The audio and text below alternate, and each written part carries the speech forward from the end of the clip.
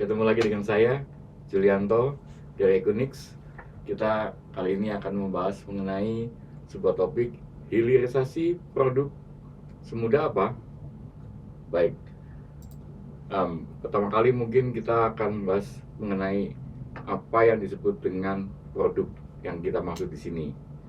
Yang kita maksud di sini tentunya adalah sebuah produk IT yang bisa berupa apa saja, software mungkin atau sebuah policy, SOP ataupun lainnya, yang mana produk itu dapat berasal dari tiga faktor. Pertama, produk yang dikembangkan dari perbaikan pengembangan produk sebelumnya, ya. Jadi pengembangan perbaikan, ya, begitu pertama. Kedua, produk yang dibuat atau ya software yang dibuat atas dasar kebutuhan bisnis, ya. Jadi saya tuliskan dulu pengembangan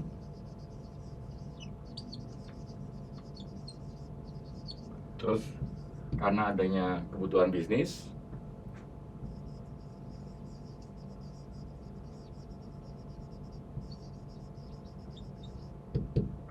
Dan yang ketiga adalah sebuah produk IT atau software ataupun lainnya yang merupakan hasil dari sebuah research dan inovasi.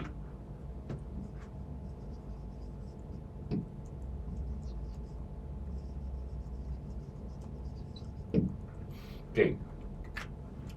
Jadi pada dasarnya ada 3 macam produk dilihat dari asalnya. Yang kali ini yang kita bahas lebih kepada produk yang dikembangkan dari research dan inovasi. Oke. Jadi yang skup pembahasan kali ini kita batasi pada software yang berasal dari research dan inovasi. Oke. Mungkin sebelumnya kita akan membahas dulu tentang software itu sendiri apa, ya kan, secara umum, ya.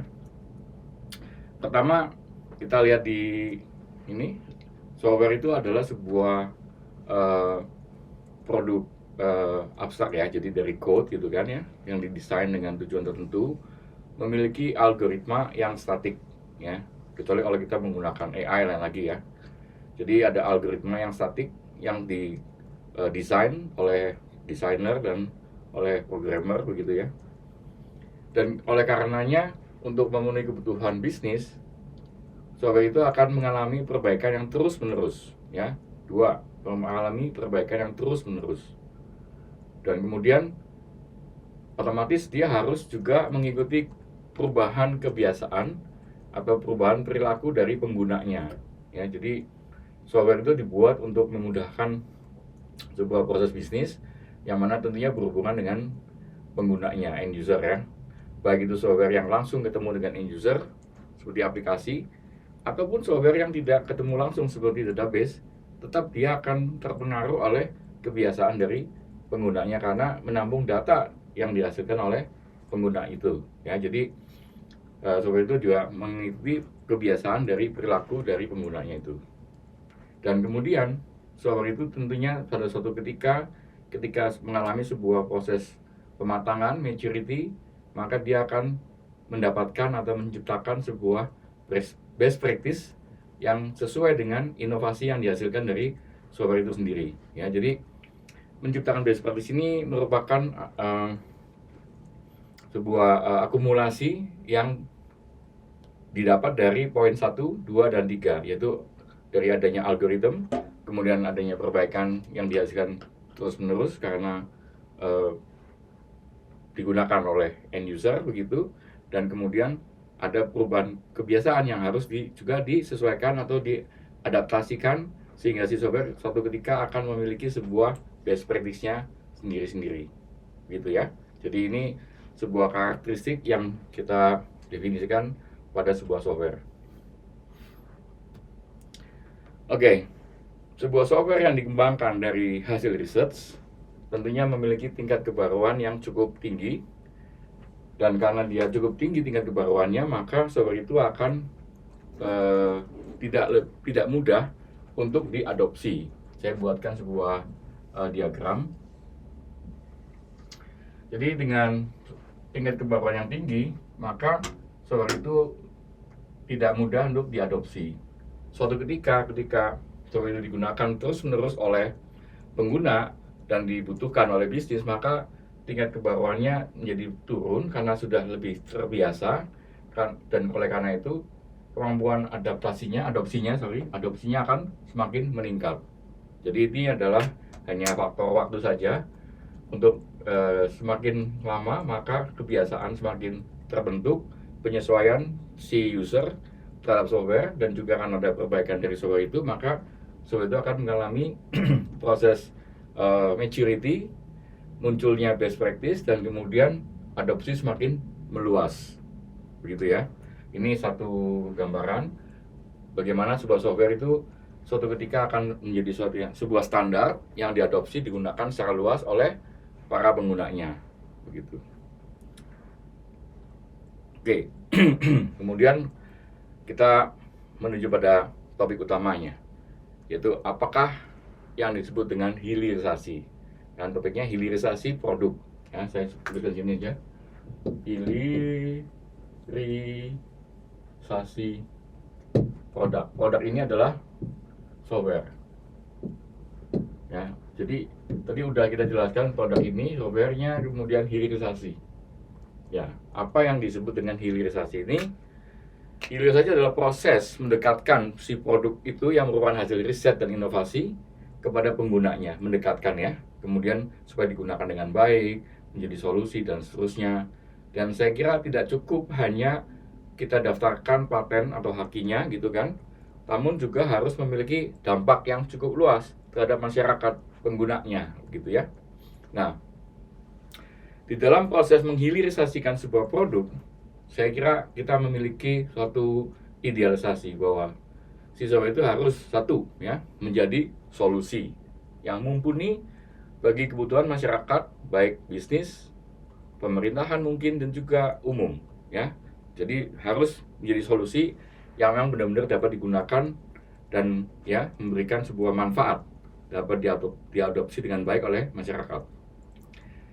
Yang juga tidak kalah pentingnya adalah software itu harus memberikan kesempatan yang luas untuk dapat digunakan. Ya, jadi mungkin ya tidak boleh mahal ya, sehingga kalau mahal tentunya tidak luas, hanya orang tertentu yang bisa pakai. Jadi software itu harus bagaimana caranya bisa dipakai dengan baik dan luas oleh masyarakat, sehingga manfaatnya pun semakin besar. Jadi bagaimana misalkan software itu bisa dibuat dengan satu mekanisme tertentu, dengan komponen tertentu yang tidak terlalu mahal, sehingga proses akuisisinya terhadap software itu oleh masyarakat semakin banyak dan luas. Oke. Dan tentunya software yang dibuat atau produk yang dikembangkan itu harus juga memiliki nilai tambah, memberikan nilai tambah, memberikan atau meningkatkan kualitas hidup dari penggunanya ya. Dan ya pada akhirnya mungkin kesejahteraan begitu, memudahkan hidup kita sehingga lebih baik dan lebih cepat. Contohnya ya mungkin kita tahu dengan adanya Gojek, Gosen begitu ya, di masa pandemi kemarin sampai sekarang ini memudahkan sehingga kita nggak perlu repot keluar dan seterusnya. Itu sebuah nilai tambah yang meningkatkan kualitas hidup dari penggunanya. Dan suatu ketika pada akhirnya nanti si produk itu atau software tersebut atau teknologi tersebut menjadi sesuatu yang pervasif, sesuatu yang tidak terlihat, yang tidak terpisahkan dari kehidupan kita sehari-hari ya. Jadi bagaimana kita menghilirisasi produk itu supaya benar-benar menjadi solusi yang baik buat masyarakat, benar-benar digunakan dan membawa atau blend ya, membawa menjadi bagian dari kehidupan kita sendiri. Yaitu yang kita sebut sebagai idealisasi sebuah hilirisasi produk. Oke. Kemudian kalau demikian baiknya itu tujuannya kita menghilirisasi produk, apakah mudah? Itu the big question-nya. Oke. Di sini kita akan membahas atau membahas semudah apa sih atau sesusah apa gitu kan Pertama ya, sebuah software itu yang baru dikembangkan, yang memiliki sebuah nilai kebaruan yang tinggi, otomatis tidak bisa dengan cepat dan mudah diadopsi oleh masyarakat, ya kan? Ada beberapa hal yang mesti kita perhatikan baik-baik. Pertama, karena saking barunya si software itu, kayak contohnya mungkin awal-awal dulu kita mendapatkan sebuah aplikasi yang kita pakai belanja online gitu kan. Ya kalau beli sesuatu yang online kadang memang menyenangkan. Sekarang ini mungkin kita sudah sangat terbiasa ya, dalam waktu tidak lama itu menjadi sebuah kebiasaan, sudah sangat diadopsi dengan luas. Tapi ketika pertama kali si software itu muncul, kita akan bingung, kenapa saya harus beli obeng pakai online gitu ya. Kan saya tinggal pergi sebentar ke warung mana atau ke toko mana gitu kan, saya bisa beli gitu kan. Ternyata ya di samping juga karena adanya masa pandemi ya, ada kondisi-kondisi tertentu yang menyebabkan hal itu menjadi mudah diadopsi karena ada kondisi tertentu. Ternyata sekarang ini hampir semua pembeliannya, saya nggak tahu kalau adik-adik mahasiswa bagaimana, hampir semua apa yang kita butuhkan kita lebih suka belanja online gitu. Karena satu ya nggak macet gitu kan, dua nggak perlu keluarin kendaraan gitu kan, atau mungkin kita khawatir kalau kita sering keluar nanti terekspos sama COVID gitu kan, sehingga yang dulunya tidak dianggap biasa atau dianggap normal gitu, sekarang sudah dianggap normal ya. Itulah yang disebut sebagai proses hilirisasi sebuah produk. Nah, ketika sebuah produk kita benar-benar baru dan saking barunya orang itu tidak melihat sebagai sebuah solusi, ya kan, sehingga tidak dipakai, tidak diadopsi, ya kan. Jadi dianggap belum ada kebutuhan ya, karena tidak diketahui bahwa itu adalah sebuah solusi sebetulnya. Yang kedua, yang pertama adalah belum ada kebutuhan. Yang kedua, karena belum teruji dengan kebiasaan dari pengguna sebelumnya. Misalkan kita sebelumnya biasa ya menggunakan sebuah software untuk bekerja, misalkan kita pakai Microsoft Word gitu kan. Kita sudah terbiasa menggunakan Microsoft Word. Kemudian kita menggunakan sebuah editor yang berbeda ya, yang memiliki mekanisme yang berbeda dengan Microsoft Word gitu kan. Tentunya akan sangat sulit ya kita mengadopsi itu. Akan sangat susah karena biasanya yang seperti Microsoft Word gitu kan. Nah, saya kasih contoh yang sebaliknya ya, yang menggunakan best practice atau common practice yang sudah ada pada software sebelumnya. Jadi Microsoft Word saya bandingkan dengan Google Docs gitu kan. Karena Google Docs itu menggunakan mekanisme yang kurang lebih sama dengan Microsoft Word, maka adopsinya sangat mudah dan cepat begitu. Meskipun di beberapa hal belum sesuai, belum cocok ya, belum kompatibel. Nah, jadi masih ada orang-orang tertentu yang merasa tidak bisa atau tidak merasa nyaman dengan menggunakan Google Docs dibandingkan dengan menggunakan Microsoft Word begitu ya. Itu contoh aja. Oke. Kemudian adanya perbedaan paradigma. Misalkan sebuah software yang dikembangkan oleh orang elektro untuk solusi kedokteran misalkan. Namun ternyata waktu saat di research belum memahami kebutuhan mendasar atau best practice atau tata cara yang biasa dilakukan oleh kedokteran ya. Akibatnya si alatnya itu walaupun sudah dikembangkan bisa saja tidak dipakai atau belum dapat dipakai dengan baik karena ada perbedaan paradigm gitu kan. Mungkin harusnya itu alatnya bisa dibawa ringan gitu karena sering dipakai secara mobile, tapi karena bulky jadinya nggak bisa dibawa dengan ringan. Itu hanya contoh saja ya.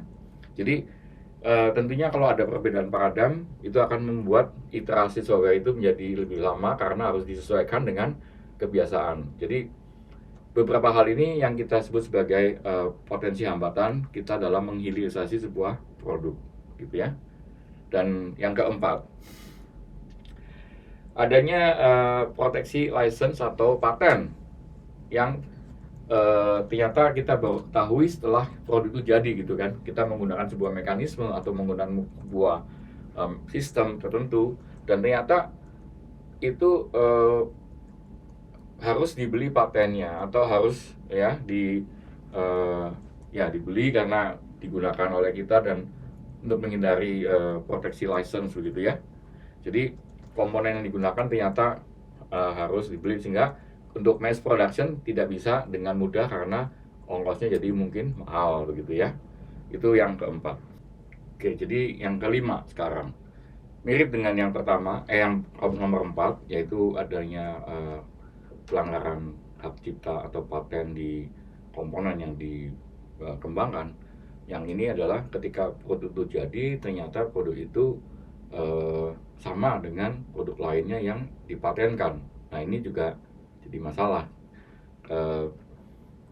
Ada beberapa contohnya, mungkin kalau kita pernah mendengar adanya kasus tuntutan dari Oracle terhadap Google dalam Java API gitu ya. Jadi Google mengembangkan sebuah produk untuk mobile application, untuk mobile phone Android-nya, itu Dalvik, yang mana itu menggunakan satu mekanisme language yang sama dengan Java. Terjadi tuntutan hukum gitu ya. Jadi karena dianggapnya ada pelanggaran hukum. Nah, itu juga kita mesti perhatikan baik-baik, jangan sampai ada itu terjadi sehingga terhambat hilirisasi produk kita kepada masyarakat begitu ya. Dan kemudian tidak ada prinsipalnya atau tidak memiliki prinsipal. Ini kasus khusus untuk sebuah software yang dikembangkan dari open source. Software yang berasal dari open source, yang berasal dari satu komunitas ya, yang biasanya cukup luas komunitasnya di seluruh dunia, itu kan dikembangkan secara bebas dan diberikan kepada masyarakat secara cuma-cuma gitu ya, untuk dikembangkan kemudian untuk digunakan dengan bebas tanpa ada juga garansi, karena memang tidak ada yang memiliki tidak ada institusi satupun di dunia ini yang mau atau memiliki tanggung jawab terhadap produk itu, karena itu adalah produk yang benar-benar open source. Dengan tidak adanya prinsipal, maka itu juga menjadi hambatan untuk dapat digunakan di dalam dunia bisnis. Karena di dalam dunia bisnis itu ya tentunya softwarenya harus dapat dipertanggungjawabkan penggunaannya ya, sampai dengan ke level prinsipal atau manufacturer gitu ya. Jadi dengan tidak adanya prinsipal itu satu hambatan juga sebetulnya, walaupun kita bisa lakukan antisipasi ya. Oke, kemudian poin berikutnya, karena software itu baru, belum teruji di masyarakat dengan baik, belum memiliki maturity yang baik, karena belum dicoba dites dengan perilaku atau kebiasaan dari penggunanya, maka belum ada best practice-nya, itu pun menjadi sebuah hambatan ya, karena dengan adanya penggunaan software yang belum teruji dan belum tahu bagaimana kalau ada masalah seperti ini, kalau ada masalah seperti itu, apa solusinya yang baik, itu juga menjadi hambatan karena pihak pengguna, terutama hal ini adalah kalangan bisnis, tidak mau ya menggunakan software yang memiliki resiko yang dapat berakibat pada resiko bisnis secara keseluruhan begitu ya. Dan yang tidak kalah pentingnya adalah sebuah produk itu, software atau teknologi atau metodologi, juga seharusnya memang memiliki ekosistem. Dengan software itu masih baru, belum ada ekosistem yang mendukung, ini juga satu hambatan, satu hal yang tidak mudah ya diadopsi jadinya, karena belum ada kalau pengguna ya emang belum, kemudian belum ada providernya atau vendornya, misalkan belum ada standarisasinya, belum ada sertifikasinya, belum ada mungkin tata cara dan lain sebagainya, belum ada ekosistem yang mendukung, menyebabkan software itu menjadi software yang tidak mudah dapat digunakan, terutama di dalam sekali lagi dunia bisnis gitu ya, karena emang dunia bisnis sangat hati-hati dalam mengadopsi software itu, karena tidak bisa asal itu suatu bagus dapat digunakan dalam suatu hal tertentu, namun kalau tidak ada dukungan yang luas secara ekosistem, maka itu akan menjadi sebuah hal yang berat ya untuk dapat diadopsi. Oke. Kemudian tidak kalah pentingnya lagi adalah kompatibilitas ya, baik itu kompatibilitas ke depan maupun kompatibilitas ke belakang, backward compatible ataupun forward compatible. Saya ambil contoh untuk yang backward compatible. Kasusnya Intel Itanium i64. Intel pengembangan sebuah prosesor yang baru namanya Itanium yang memiliki kemampuan 64 bit murni ya. Saya lupa tahunnya, tahun berapa itu ya, cukup lama. Yang mana sebetulnya itu adalah sebuah terobosan yang sangat canggih karena dulunya 32 bit, ini beralih ke 64 bit murni gitu kan. Pada saat itu sudah banyak sekali Intel digunakan di dunia bisnis secara luas, yang mana itu menggunakan i32 sebutnya atau Intel 32 bit, kemudian dia beralih menjadi Intel 64 bit atau Itanium. Hal itu tentunya menarik sebetulnya karena Intel adalah pemimpin pasar saat itu, namun ternyata Itanium tidak laku di pasar, dan sampai saat ini kan tidak ada lagi ya menggunakan Itanium. Sebaliknya AMD mengeluarkan versi AMD 64. Jadi AMD sebuah vendor prosesor yang kompatibel dengan mnemoniknya Intel. Dia membuat sebuah teknologi baru, yaitu 64 bit yang juga kompatibel dengan 32 bit yang disebut sebagai AMD 64. Nah, ternyata untuk kebutuhan 64 bit di dunia bisnis itu lebih banyak yang diadopsi adalah yang menggunakan AMD 64. Kenapa? Karena AMD 64 ini backward compatible dengan yang 32 bit. Sehingga ketika proses adaptasi dari 32 bit menjadi 62 bit itu sangat smooth ya, sangat mudah, tidak ada halangan. Karena ketika kalau kita menggunakan yang Intel 64 bit, ketika itu kita harus recompile gitu kan, dari mulai sistem operasinya, kemudian library-nya dan lain sebagainya, semua direcompile menjadi 64 bit. Walaupun sebetulnya dukungan itu sudah ada, ekosistem saya kira juga sudah cukup lengkap karena ketika itu Intel adalah pemimpin pasar. Tapi ternyata itu nggak cukup ya. Adanya ekosistem ternyata tidak cukup untuk memastikan sebuah teknologi baru yang tidak kompatibel ke belakang. Sehingga Itanium ini tidak laku di pasaran, justru AMD yang laku di pasaran. Dan sekarang ini Intel pun menggunakan mekanisme atau teknologi yang sama dengan AMD 64, yaitu 64 bit yang kompatibel dengan 32 bit. Walaupun saat ini sekarang saya kira semua 64 bitnya murni menjalankan 64 bit code 64 bit, namun itu adalah masih menggunakan teknologi yang AMD 64. Jadi saya kira kompatibilitas ke belakang itu sebuah keharusan ya di dalam proses adopsi teknologi ya. Nggak bisa tiba-tiba kita buat teknologi baru yang tidak kompatibel. Oke. Kemudian kompatibilitas ke depan. Saya ambil contohnya ini ke depan itu adalah kasusnya Nokia, kemudian BlackBerry, dan mungkin juga Symbian gitu ya. Jadi itu adalah teknologi-teknologi yang sangat dominasi ketika di masanya ya, sangat mendominasi, waktu itu Nokia adalah pemimpin pasar gitu kan. Tapi Nokia tidak mau beralih pada saat itu ya, dengan adanya Android yang modelnya seperti Google Android ya, kemudian yang modelnya touchscreen gitu kan. Nokia tetap dengan caranya Nokia, ternyata malah terkena disrupsi gitu kan.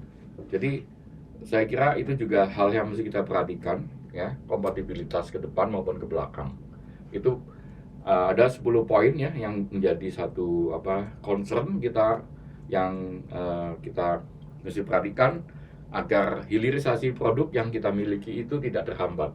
Jadi kita harus memikirkan mekanisme atau cara supaya produk yang kita kembangkan atau teknologi yang kita kembangkan itu bisa menjadi satu teknologi ataupun solusi yang diadopsi oleh masyarakat secara luas dan mudah tanpa ada hambatan.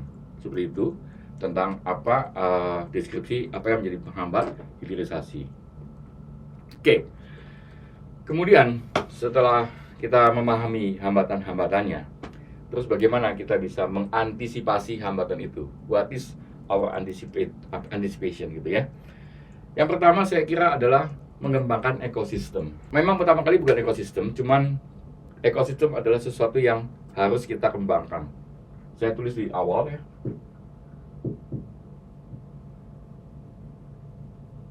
Jadi ekosistem ini minimal, yang paling minimal adalah adanya dukungan. Jadi ini ada produk ya, produk. Ada yang menyediakan layanan support. Oke. Kemudian ada sumber daya manusianya. SDM ini harus didukung oleh training. Kemudian juga harus didukung oleh sertifikasi.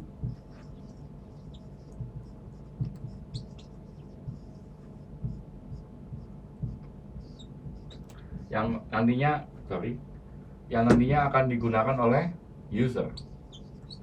Jadi produk itu tidak bisa berdiri sendiri, ya kan? Saya ambil contoh sebuah produk yang berasal dari open source, yang tadi adalah sebuah hambatan tidak adanya prinsipal. Dengan adanya support yang mumpuni, yang bisa memberi layanan dari level 1, level 2, dan level 3, gitu kan? Maka si user dalam menggunakan produk ini dapat mengadopsinya dengan mudah tanpa khawatir karena adanya dukungan sampai dengan level prinsipal. Itu contoh ya.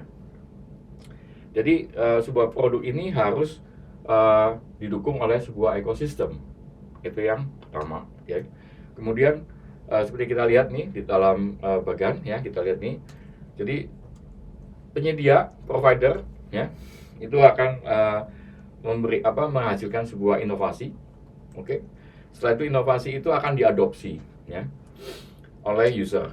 Oke. Adopsi itu tentunya ketika produk itu dibuat atau dikembangkan itu juga datang dengan tata caranya, misalkan cara menggunakannya, cara menjalankannya, SOP-nya dan lain sebagainya supaya dia bisa dengan mudah diadopsi.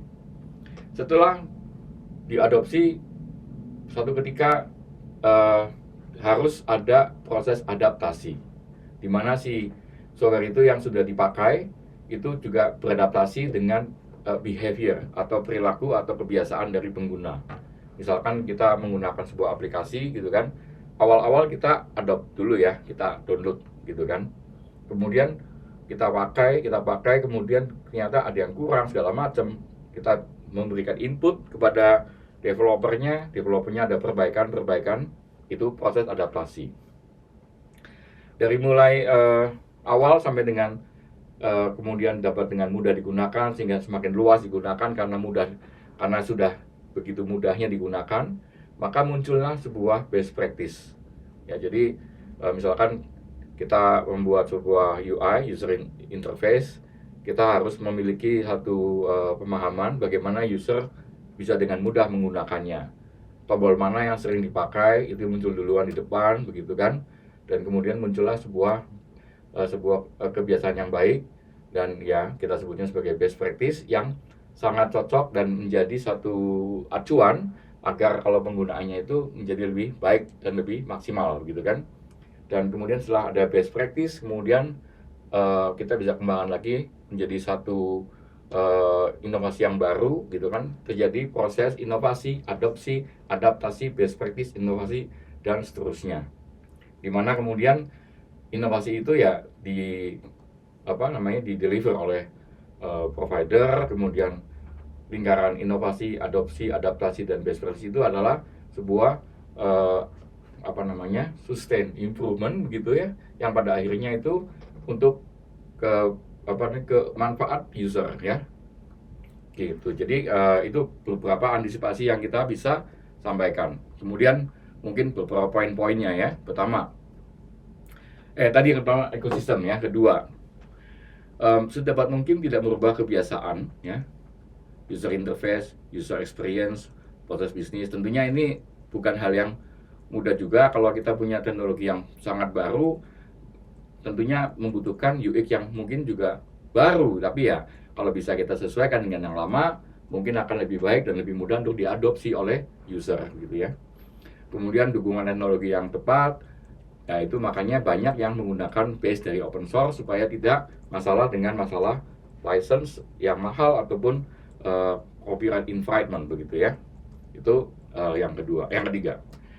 Yang keempat adalah kecepatan adopsi ditentukan oleh software maturity ya. Jadi software maturity ini adalah berupa iterasi ya, dari mulai inovasi, adopsi, adaptasi dan seterusnya. Adaptasi itu adalah proses perbaikannya dari sisi softwarenya gitu kan, mengadaptasikan dari perubahan kebiasaan atau perilaku dari penggunanya gitu ya.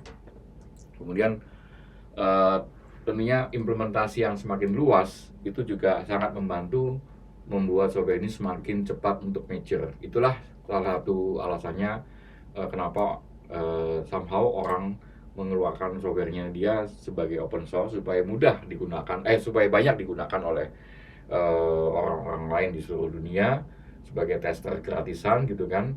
Kemudian mendapat input ya, kemudian cepat sekali dia bisa membuat softwarenya lebih mature, lebih siap digunakan seperti itu. Itu contoh dari penggunaan open source untuk mempercepat maturity software gitu ya. Dan berikutnya adalah melaksanakan kampanye. Itu tidak kalah pentingnya, kita mengkampanyekan, mengedukasi, melakukan sosialisasi, karena penggunaan software itu ya dibutuhkan pengenalan ya, supaya orangnya kenal, bisa pakai dan seterusnya gitu kan. Itu juga satu hal yang tidak kalah pentingnya di dalam proses membuat software itu lebih mature dan lebih mudah mencapai hilirisasi digunakan oleh masyarakat secara umum. Dan yang terakhir adalah mempercepat pengembangan best practice dengan mempelajari kasus-kasus yang ada pada sistem produksi. Kita menganalisis ada masalah apa, kenapa masalahnya terjadi begini, dan kita coba buatkan sebuah SOP yang lebih baik, dan seterusnya. Semakin lama semakin baik, dan terciptalah sebuah best practice yang mumpuni, yang benar-benar dapat digunakan secara maksimal untuk kepentingan dan kebutuhan dari penggunaan software itu sendiri. Oke, saya kira itu sudah cukup semuanya yang bisa saya sampaikan tentang apa sih yang menjadi faktor-faktor yang menghambat dan faktor-faktor yang kita bisa lakukan antisipasi untuk melakukan hilirisasi produk ya. Saya kira akan lebih menarik lagi kalau nanti kita bisa diskusikan, karena materi seperti ini bukan materi yang satu arah sebetulnya, tapi sebuah discussion. Ini sebuah dialektika pemikiran dari kami tentang bagaimana sebuah produk itu dihilirisasi. Tidak mudah kalau kita tidak memperhatikan faktor-faktor tadi. Mari kita diskusikan. Silakan kalau yang mau tanya langsung ditanyakan ya. Terima kasih.